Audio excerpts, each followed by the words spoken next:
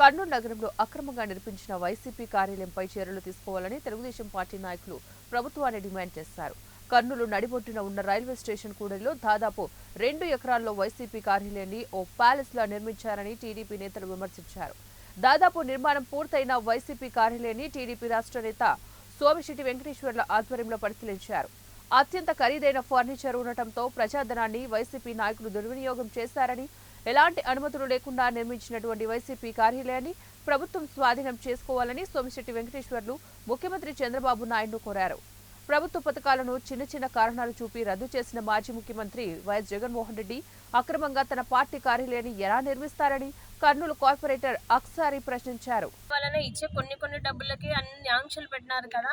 ఇన్ని కోట్లు ఖర్చు పెట్టి ఇన్ని వైసీపీ కార్యాలయాలు అతి తక్కువ ధరకి లీజుకు తీసుకోవడము ఎంత మోసం చేసినట్లు అవుతుంది. అది ప్రజలకు అందాల్సిన డబ్బు అందలేదు. అందుకే ప్రజలు వాళ్ళని ఓడించినారు.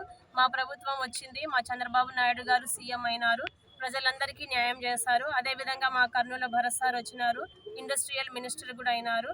ఇదంతా మా సార్ చేసిన మంచి కార్యాల వల్లనే ప్రజలు గుర్తించినారు. కాబట్టి మా తెలుగుదేశం పార్టీ గెలవడం జరిగింది, భరత్ సార్ గెలవడం జరిగింది. ఈ